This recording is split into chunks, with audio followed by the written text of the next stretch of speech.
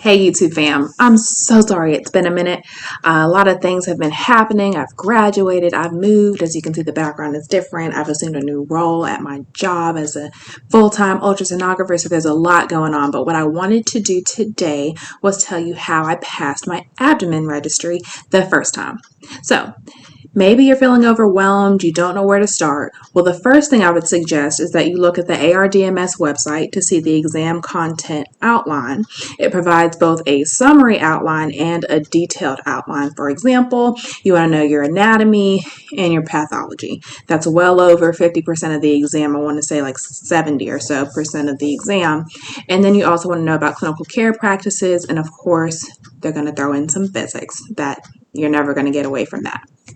Now, what they don't tell you is that you need to be somewhat familiar with other modalities like CT, nuke med, know how the structures, organs appear as far as density on CT, or what we might call echogenicity, and also know what the gold standard modality is for examining different organs. Now, here are some of the resources that I used to study for the exam. The first one is the Examination Review for Ultrasound, Abdomen and OBGYN, the second edition by Stephen M. Penny, and I will put a link to that book in the description below this video. Now, there are like 40 questions after every chapter. Make sure you work through every question at the end of the chapter until you're getting the majority of them correct. And also make sure you're understanding the questions and why the right answer is the right answer. Don't just memorize. The second resource I used was URR, Ultrasound Registry Review, the mock exams. They also have Click to Learn, but I just used the mock exams. I took all the mock exams that I had access to until I passed them. And it's going to discourage you. You're probably going to fail first few times, but keep going. In my opinion, URR is more difficult than the real thing. So that's encouraging. I used the Davies CD. It was 2016 CD, but still relevant. A lot of exposure to questions. And make sure you're making a study guide as you work through these different resources, and focus on things that you don't know or that you don't understand. Color code those things, and then research. Look up in your textbook that you used for school, or just even simple Google searches to kind of clarify things that you're not quite getting.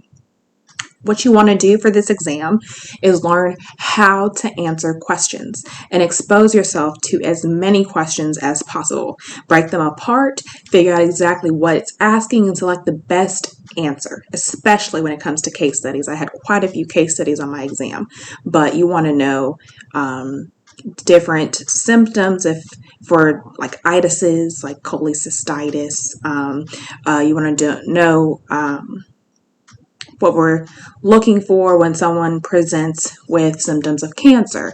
Like, just know how to break apart the question, figure out what it's asking, and based off your answer choices, figure out, okay, infection, this is what goes with that. Or this patient is losing weight, here's what goes with that.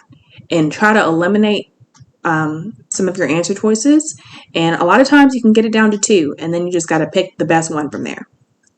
Now, just like any other exam, you want to know your most commons and associations, the most common pathologies, who is most likely to get it, things of that sort. Inundate yourself with ultrasound images. It's not enough to know in words where a most common or pathology is found, for example.